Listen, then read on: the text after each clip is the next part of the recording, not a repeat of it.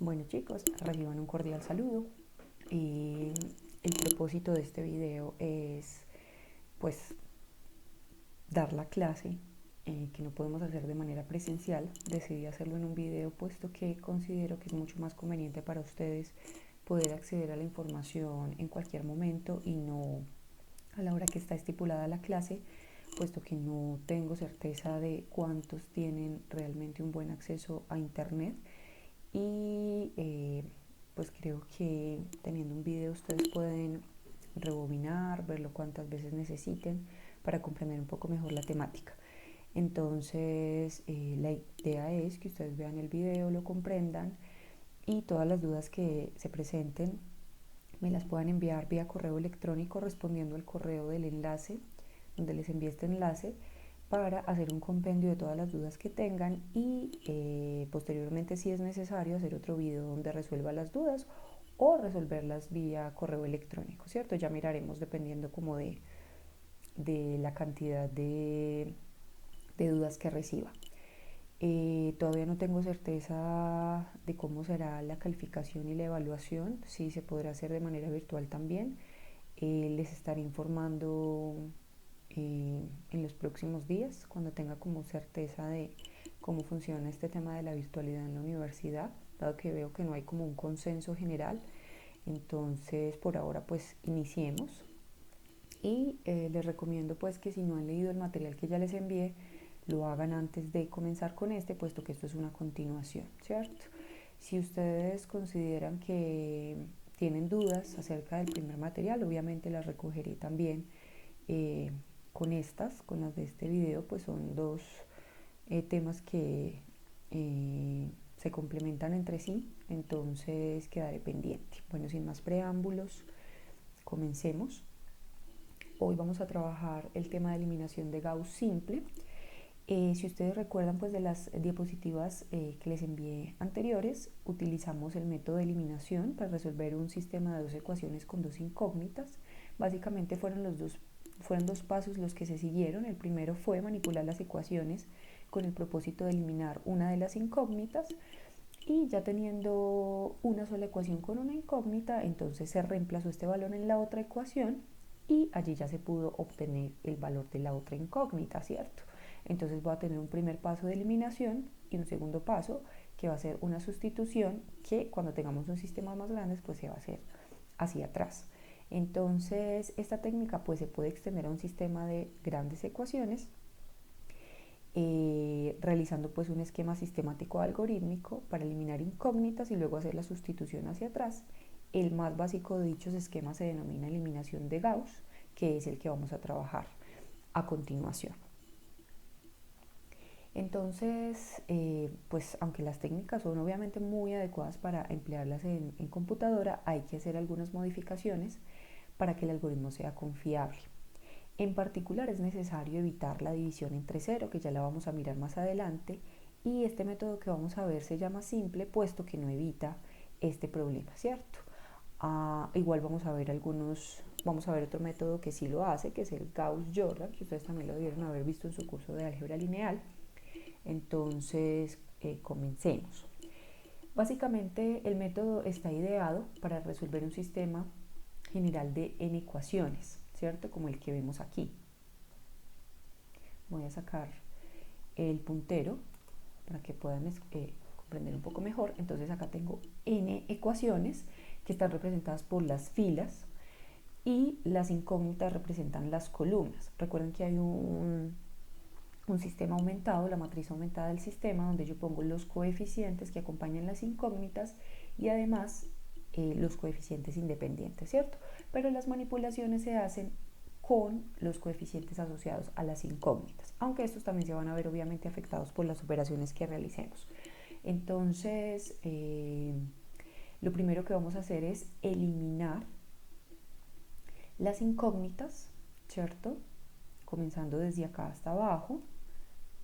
Y posteriormente, cuando tengamos libre la última, vamos a hacer una sustitución hacia atrás.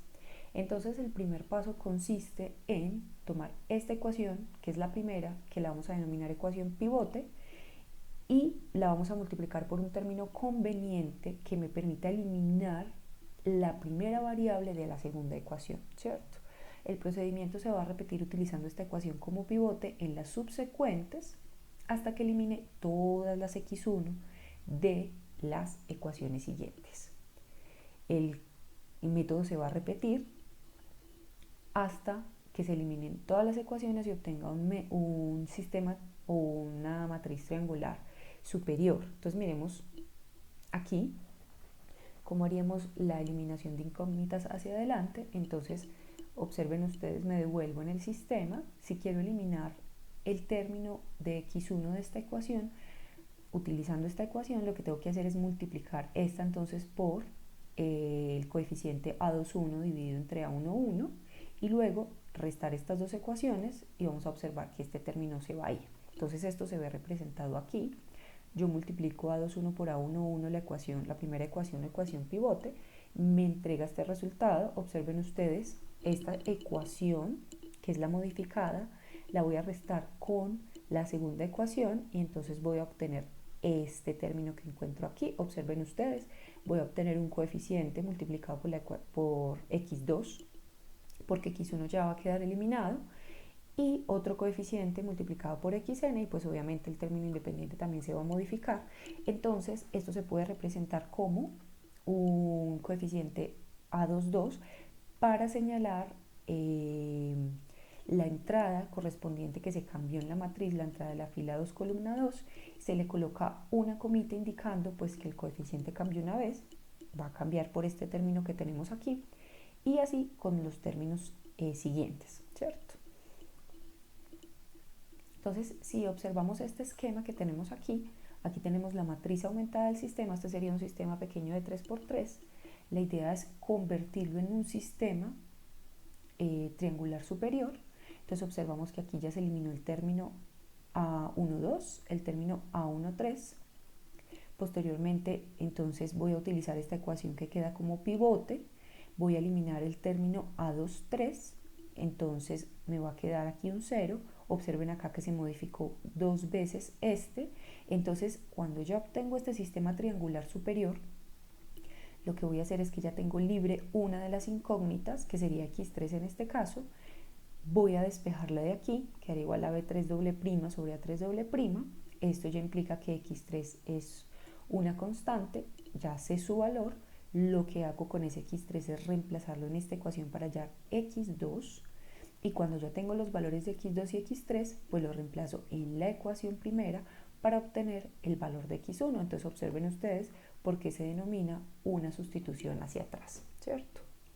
Entonces el procedimiento en el sistema de ecuaciones se va a repetir. Eliminamos todas las x1, luego todas las x2, luego todas las x3 y así pues voy a generar un sistema triangular superior. Entonces observen ustedes que si tengo un sistema de ecuaciones con n incógnitas, voy a realizar este procedimiento n-1 veces, o sea que estos coeficientes se modificaron n-1 veces. Después de tener entonces liberada la última incógnita, entonces lo que voy a hacer es la sustitución hacia atrás. Aquí está el término general. Comienzo a sustituir ese término en las ecuaciones anteriores y lo que hago es repetir el procedimiento hasta evaluar todas las incógnitas que me hagan falta en mi sistema. Este sería el valor entonces de la sustitución hacia atrás, que me permitiría hacer, pues como representarlo algorítmicamente, ¿cierto? Toda esta sumatoria, ustedes pueden analizar bien como este término que tenemos acá, las entradas IJ son las entradas de la matriz, filas, columnas. Aquí sería cuántas veces se tiene que modificar el término. Entonces, igual ahorita les voy a mostrar un algoritmo que ustedes pueden implementar en MATLAB para que vean cómo funciona paso a paso. Vamos a ver un ejemplo sencillo, o sea, lo voy a ver rápidamente para que ustedes ya pues lo analicen paso a paso en su casa. Entonces vamos a utilizar eliminación de Gauss para resolver este sistema de 3 ecuaciones por 3 incógnitas.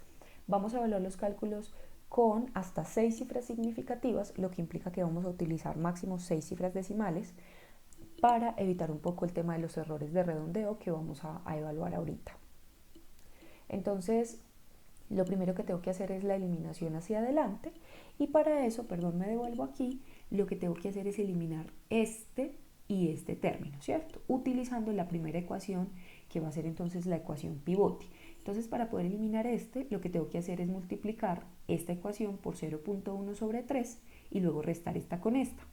Posteriormente, para eliminar esta, tengo que multiplicar esta ecuación por 0.3 sobre 3 y hacer la resta de estas dos ecuaciones, ¿cierto? Entonces, en el primer paso observamos, eliminamos x1 de la segunda ecuación, posteriormente eliminamos x1 de la segunda ecuación, estos serían, entonces observen ustedes que la primera ecuación pivote no se modifica, se queda tal cual, la segunda pues ya se modificó, la tercera ya se modificó, ¿cierto? El siguiente paso, ¿cuál sería? Tendría que eliminar entonces este valor x2 de la tercera ecuación utilizando la ecuación segunda como pivote. Entonces tendría que multiplicar esta ecuación por menos 0.19 sobre 7, sobre 7.0033 y eso me permitirá entonces eliminar este término de acá al restar esas dos ecuaciones. Entonces observen ustedes, el sistema ya quedó como una matriz triangular superior, los términos debajo de la diagonal principal son todos ceros y ya puedo utilizar entonces esta ecuación para calcular el valor de x3, ¿cierto? Despejándolo, entonces tenemos que x3 es igual a 7.00003 y ya puedo comenzar a hacer la sustitución hacia atrás. Entonces, utilizo entonces el término x3 en la segunda ecuación, despejo entonces x2, me da que x2 es menos 2.5 y por último las ecuaciones se sustituyen, los valores de x2 y x3 se sustituyen en la primera ecuación para poder hallar el valor de x1. Entonces x1 va a ser igual a 3. Ustedes van a hacer los cálculos paso a paso, ¿cierto? Ustedes ya tienen con más calma la presentación, que yo se las envío también en PDF para que ustedes puedan hacer los cálculos en casa. Esto es simplemente como unos lineamientos para que ustedes puedan seguir las diapositivas. Entonces observemos que presentamos un pequeño error de redondeo. Miren, la solución exacta de ese sistema es x1 3, x2 menos 2.5, que fueron exactamente los valores que obtuvimos acá, pero x3 me dio 7 y si observamos en la primera me dio un pequeño error de redondeos, muy pequeño si uno lo considera, pero eso puede ser bastante preocupante si tenemos un sistema aplicado a una estructura o algo donde implique un error mínimo, ¿cierto? Entonces acá pues son pequeños errores, pero pueden ser graves cuando el sistema aumenta el número de ecuaciones y el número de incógnitas. Entonces si sustituimos esos tres valores obtenidos en el sistema original, observamos que en el primer caso pues me da 7.84999, que es muy aproximado a la solución que es 7.85. La segunda ecuación me da un valor exacto y la tercera ecuación me da también un valor aproximado con unas cuantas cifras decimales que difieren ahí. Aquí les muestro el algoritmo que pueden implementar ustedes en MATLAB, está en inglés, pero entonces ustedes lo pueden hacer en español si lo comprenden mejor. Pueden utilizar un sistema, incluso el que ya resolvimos, a ver cuánto les da. Obviamente allí va a dar un error de redondeo más pequeño porque MATLAB pues utiliza mínimo 16 cifras decimales.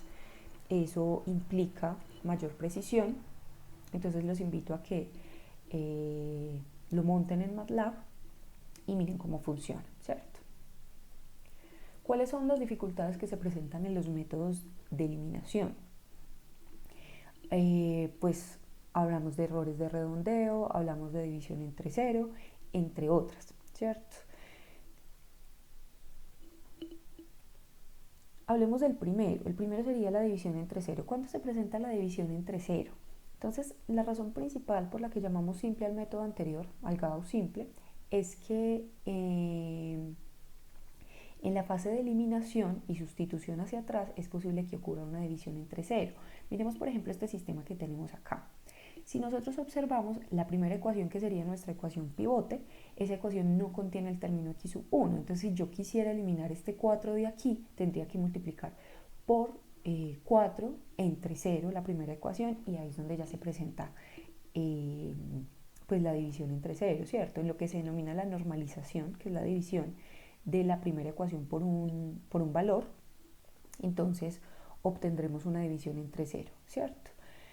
No solo se presenta este problema cuando no tenemos el término, sino cuando el coeficiente asociado a ese término, que va a ser el término pivote, es muy cercano a cero, ¿cierto? Entonces para esto se desarrolla una técnica que se denomina pivoteo, que básicamente consiste en el cambio de filas, que es un proceso que se puede hacer en términos matriciales, y eso pues ayuda como a evitar este problema. También vamos a hablar de los errores de redondeo, aunque vamos a trabajar el tema de los errores un poco más adelante y con más precisión. Aquí simplemente estos errores consisten en que cuando yo empiezo a aproximar cifras decimales, pues obviamente se va perdiendo precisión y la solución exacta va a diferir de la solución aproximada, y a medida que haga un menor uso de decimales, pues ese error se va a volver un poco más grande, ¿cierto? Entonces, ¿cuál es el problema de los errores de redondeo? Este vuelve o se convierte en importante cuando ya el número de ecuaciones se incrementa, ¿cierto? Esto se debe al hecho de que cada resultado va a depender del anterior, y entonces un error en los primeros pasos pues se va a propagar causando error en los siguientes pasos, ¿cierto? Esto es particularmente importante cuando tenemos un sistema de 100 ecuaciones o más. Obviamente en la vida real no nos vamos a encontrar con sistemas de 3x3 ni 4x4, habrá problemas de 100%, inclusive de 1000x1000, problemas a gran escala, y entonces esto ya se convierte en un problema muy grave. Otro problema es el tema de los sistemas mal condicionados, que ustedes ya debieron leer un poco sobre estos sistemas en la primera presentación. Y este problema se presenta cuando hay cambios pequeños en los coeficientes, y estos cambios generan grandes cambios en la solución, ¿cierto? El sistema no es estable.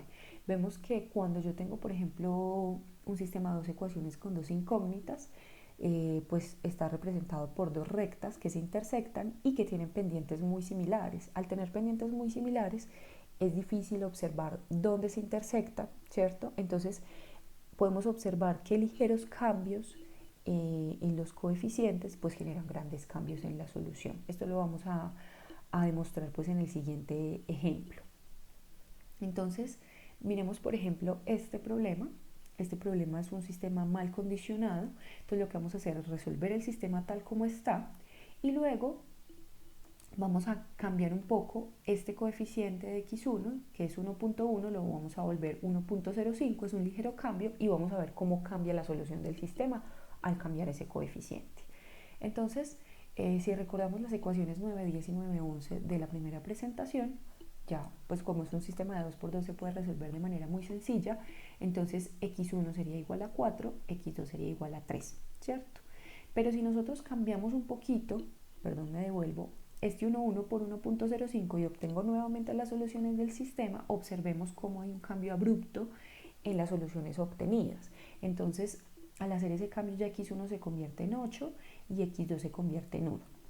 ¿Cuál es el problema aquí? El problema es que si yo reemplazo estos dos valores en los sistemas originales, voy a obtener una solución que sigue siendo aproximada a la solución con estos dos, y entonces no me voy a dar cuenta de lo mal condicionado que está el sistema, ¿cierto? Entonces, uno observaría pues que si sustituye esos valores, uno podría alertarse del problema, ¿cierto? Pero cuando tiene un sistema mal condicionado, pues obtiene soluciones que siguen siendo muy aproximadas sin ser soluciones realmente buenas. Observen ustedes aquí que si yo reemplazo las ecuaciones originales por estos valores que obtuve de 8 y 1, obtengo una solución 10 que es igual, y en la segunda ecuación pues obtengo una solución que al criterio de muchos podría ser buena, pero en realidad está aproximada, ¿cierto? No es una solución verdadera, y pues uno podría confundirse con esta situación. Entonces, observemos analíticamente un poco qué es lo que está sucediendo acá, ¿cierto? Entonces, si recordamos las primeras diapositivas, cuando yo tengo este sistema, entonces observemos acá, por ejemplo, dos ecuaciones de un problema mal condicionado. Miren ustedes que acá es un poco difícil determinar dónde se intersectan las dos rectas, entonces es difícil ver realmente cuál es la solución. Entonces, si yo hago un cambio pequeño en los coeficientes, pues voy a obtener otra solución que puede ser muy diferente, pero que me aleja de la solución real. Entonces, si yo represento mis dos ecuaciones por esto, si tengo las pendientes muy similares, entonces si despejo x2 de ambas ecuaciones, observen ustedes que en un sistema mal condicionado estos dos términos tienden a ser muy parecidos, que son los que representan la pendiente de las rectas que estoy representando aquí. Entonces estas pendientes van a ser muy aproximadas. Si luego hago el producto cruz aquí, o sea, cruzo simplemente esto, entonces voy a obtener que estos dos valores son aproximados, y si paso este a restar, entonces pues yo voy a decir que este valor es muy aproximado a cero. Observemos aquí que lo que obtuvimos, si representamos el sistema anterior como una matriz de 2 por 2, es el valor del determinante, ¿cierto? Entonces uno podría pensar o llegar a la conclusión de que un sistema mal condicionado es aquel en que el determinante es muy cercano a cero, ¿cierto? Pues de hecho, si el determinante es cero, las dos pendientes son idénticas y podemos indicar que tenemos solución, que no hay solución, o que hay un número infinito de soluciones, como es el caso de los sistemas singulares o aquellos que no tienen solución. Pero si es muy cercano a cero, posiblemente haya un gran número de soluciones, pero esto me va a representar un sistema mal condicionado. Es difícil especificar qué tan cerca de cero tiene que estar el determinante para que indique un mal condicionamiento, y esto se complica aún más por el hecho de que cuando yo multiplico una ecuación por una constante, que es lo que se denomina escalamiento, entonces el valor del determinante se va a ver inflado, se va a alejar de cero, y eso me va a alejar de ver que el sistema realmente está mal condicionado, ¿cierto? Entonces observamos que el determinante en realidad es un valor muy relativo que se ve influenciado por la magnitud de los coeficientes. Entonces miremos cuál es el efecto precisamente de ese escalamiento, o sea, de multiplicar una ecuación por una constante en el valor del determinante. Entonces, de los ejemplos que vieron ustedes en las diapositivas de la primera clase, supongamos que tenemos estos dos sistemas, ¿cierto? Luego vamos a calcular entonces el determinante de estos dos sistemas, y subsecuentemente vamos a repetir el cálculo del determinante en el sistema en B, pero multiplicando las ecuaciones por 10, o sea, escalándolas, ¿cierto? Entonces observamos lo siguiente. El determinante en el sistema A, que es un sistema que está bien condicionado, es igual a 8, no se aproxima a 0. Esto nos dice que el sistema tiene solución, que no hay ningún problema de mal condicionamiento. En el siguiente caso observamos que el determinante me da menos 0.2, uno ya lo ve acercándose a 0. Esto le puede mencionar a uno, le puede hablar de un mal condicionamiento del sistema, ¿cierto? Pero entonces observemos qué sucede si yo escalo ese sistema B multiplicando por 10 las ecuaciones. Entonces ya obtengo un sistema con unos coeficientes más grandes, y si yo hago el determinante, que sería 10 por 20 menos 20 por 11, me da menos 20. Observen ustedes cómo se aleja esto de cero, lo que ya a simple vista enmascara un problema de mal condicionamiento si lo vemos a partir del uso del determinante, ¿cierto? Entonces vamos a ver cómo podríamos evitar este problema, ¿cierto? Entonces, pues como vimos, la magnitud de los coeficientes interpone un efecto de escalamiento que complica la relación entre la condición del sistema y el tamaño del determinante. Entonces, una manera de evitar parcialmente esta dificultad es escalando las ecuaciones de forma tal que el elemento máximo en cualquier renglón sea igual a 1. Esto es una solución bastante buena para tratar pues con este problema de mal condicionamiento. Ya lo vamos a ilustrar aquí. Entonces vamos a escalar los siguientes sistemas, ¿cierto? De tal manera que el coeficiente máximo en cada renglón sea igual a 1, sin tener en cuenta estos que son los términos independientes. Tengamos mucho cuidado, y luego vamos a calcular los determinantes. Entonces este sería el sistema que trabajamos en el ejemplo anterior, el sistema B, y este sería el sistema B escalado por 10. Entonces, ¿qué tendríamos que hacer para escalar este sistema y hacer que el coeficiente sea máximo 1? Observamos que aquí el coeficiente más grande es 3, entonces lo que hacemos es normalizar la primera ecuación dividiendo entre 3, porque 3 sobre 3 da 1, 2 sobre 3 pues me da ya un valor menor que 1, y el coeficiente más grande entonces sería 1, ¿cierto? En este caso tendría que normalizarlo dividido entre 2 para que este se vuelva 1, y este pues va a ser menos 0.5, entonces el coeficiente máximo aquí va a ser igual a 1. Entonces observemos, para el sistema bien condicionado dividí entre 3 dividí entre 2 entonces observamos cómo escalamos el sistema. El determinante entonces va a ser 1 por 1 menos 0.667 por menos 0.5 me da 1.33. Observemos que se aleja de 0, lo que me dice que el sistema está bien condicionado. En el caso B, dividí o normalicé entre 2, este es el sistema. Dividiendo entre 2 la primera ecuación, me devuelvo aquí, dividiendo en este caso entre 2 la segunda ecuación, entonces obtengo este sistema y el determinante de este sistema es menos 0.05. Esto me sugiere entonces que el sistema está mal condicionado, ¿cierto? En el caso del último sistema que está escalado entre 10, el sistema toma básicamente la misma forma que B y entonces al calcular su determinante pues me da lo mismo. Observen ustedes que ya el determinante no se ve influenciado por el valor de los coeficientes, ¿cierto? Entonces ya desenmascaramos como el mal condicionamiento del sistema al escalarlo de tal manera que el coeficiente más grande en cada renglón sea igual a 1. Vamos a ver entonces cuáles son las técnicas para mejorar las soluciones. Ya observamos pues que ya tenemos pistas, ¿cierto? De cuáles serían las técnicas. Entonces, pues obviamente para evitar un error de redondeo usaremos más cifras significativas. Esto tiene un precio y es que pues obviamente entre más cifras utilice necesito más memoria y pues cuando tengo un sistema pequeño no es muy problemático en una computadora, pero si el sistema se incrementa al utilizar más cifras significativas, pues obviamente voy a necesitar más memoria, aunque esto ya no es muy crítico con las computadoras que tenemos hoy en día, que tienen una capacidad bastante buena de cómputo, bastante buena en memoria, ¿cierto?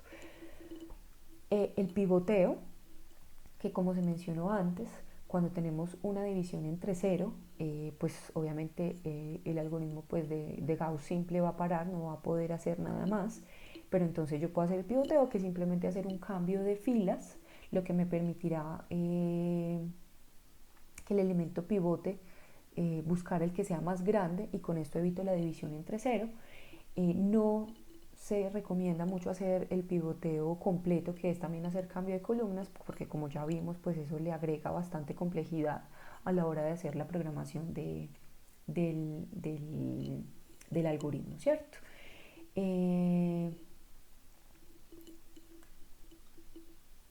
Entonces, bueno, aquí está justificado el tema de hacer pivoteo parcial y no hacer pivoteo completo, ¿cierto? Por agregarle complejidad al algoritmo de computación.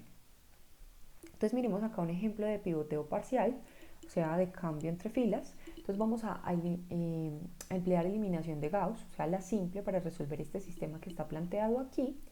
Y posteriormente vamos a resolver el mismo sistema pero intercambiando las filas, o sea, haciendo un pivoteo parcial y vamos a ver cómo afecta esto el error, ¿cierto?, en la solución del sistema. Tengamos en cuenta o tengamos presente que la solución de ese sistema es x1 igual a 1/3 y x2 igual a 2/3, o sea, .3333 y .66666. Entonces, observemos aquí que el coeficiente que acompaña a la ecuación pivote es muy pequeñito, es muy aproximado a 0. Eso nos va a representar un problema como lo vimos antes, ¿cierto? Entonces resolvamos ese sistema.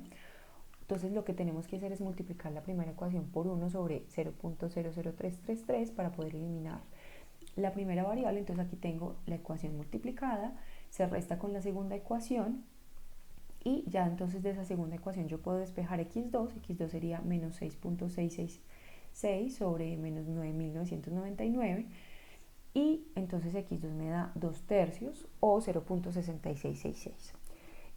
Este valor de x2 se puede utilizar entonces para hallar el valor de x1, ¿cierto? Utilizando la primera ecuación. Entonces este sería el valor de x1. Entonces, ¿qué va a suceder con este valor de x1? Va a estar muy influenciado por este término que está en el denominador. Entonces miremos qué sucede aquí. Si yo utilizo 3 cifras significativas en el valor de x2, sustituyéndolo para hallar el valor de x1, observen ustedes cuánto me da la solución, me da menos 3.33, que es bastante alejado del valor exacto que era 0.3333. Entonces voy a tener un error muy grande. Después vamos a hablar de estos errores, del error relativo porcentual, pero entonces acá simplemente vamos a ver que es un error muy grande. Si utilizo 4 cifras significativas, entonces x1 se vuelve 0, sigue siendo un error bastante grande. Aquí hablamos de un error del 100%, acá un error del 1099%. Si utilizo 5 cifras significativas me empiezo a aproximar un poquito, el error disminuye al 10%, y a medida que va aumentando el número de cifras significativas, el error se va disminuyendo. Pero entonces observen ustedes lo sensible que es al uso de cifras significativas el emplear el sistema tal cual está, ¿cierto? Ahora bien, bueno, esto se debe a que en la ecuación 9.9.1, me voy a devolver para que tengamos acá, en esta ecuación se restaron dos números que son casi iguales, ¿cierto? Ahora bien, si resolvemos el sistema en forma inversa, es decir, haciendo un pivoteo y cambiando la ecuación 1 por la ecuación 2, entonces observamos que ya este que tenía un coeficiente tan pequeñito se pasó, ya no va a ser la ecuación pivote, sino que va a ser esta que tiene un coeficiente más grande. Entonces, si yo hago la sustitución aquí, entonces hago la eliminación y la sustitución, x1, x2 va a ser pues igual a 2 tercios, ustedes lo pueden comprobar en su casa haciendo esto de manera pues paso a paso. X1 va a quedar así, 1 menos 2 tercios sobre 1. Entonces vamos a analizar qué sucede. X2, si utilizo en 2 tercios solamente 3 cifras significativas, es decir 0.667, el valor de x1 es 0.33, que ya está muy aproximado a un tercio, ¿cierto? El error va a ser solamente del 0.1%.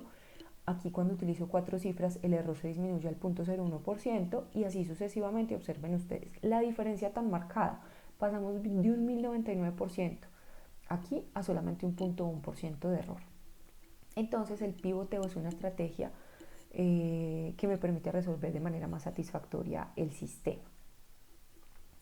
Entonces, pues ya teniendo en cuenta el pivoteo parcial y los errores de redondeo, podemos pasar a trabajar el método de Gauss-Jordan.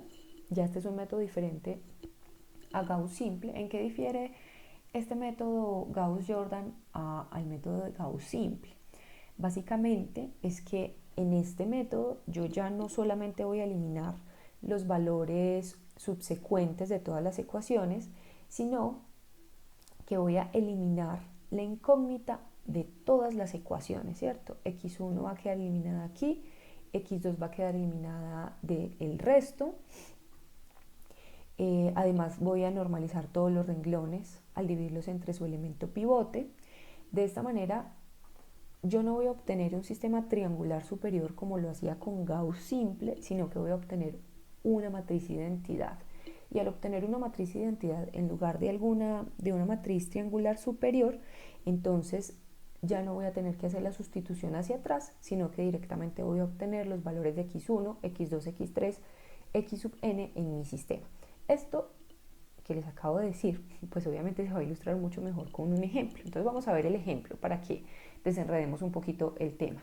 Entonces vamos a aplicar la técnica de Gauss-Jordan para resolver el siguiente sistema. Entonces yo lo voy a hacer rápidamente y ustedes pues obviamente en su casa ya lo hacen con detenimiento, ¿cierto? Entonces tengo este sistema de 3 ecuaciones por 3 incógnitas. Lo primero es que tengo que volver el elemento pivote. Entonces, primero la matriz aumentada del sistema, ¿cierto? Entonces acá tengo la matriz de coeficientes. Estos serían los coeficientes pues, de las variables o de las incógnitas, y aquí tengo los términos independientes. Lo primero es que tengo que volver este elemento pivote 1, o sea que tengo que normalizar esto dividiendo entre 3. Entonces divido entre 3 la primera ecuación, este se convierte en 1, estos pues ya empiezan a ser números con cifras decimales. Vamos a trabajar con 6 cifras decimales, siempre lo vamos a hacer en todos los trabajos que hagamos en el curso.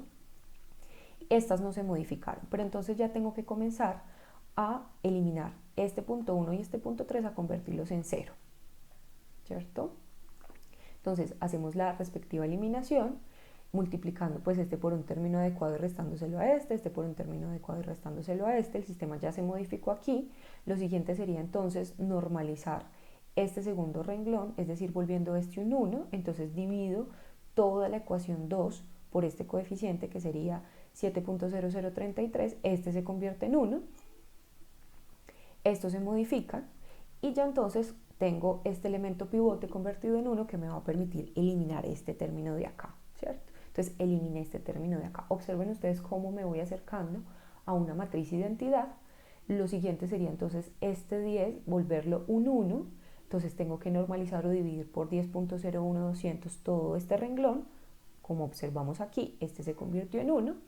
Y lo que sigue entonces es eliminar este y este término con este como elemento pivote. Entonces lo eliminé, ¿cierto? Haciendo la resta adecuada. Ustedes lo pueden hacer de manera matricial, representando aquí pues cuáles son las operaciones que realizaron entre filas.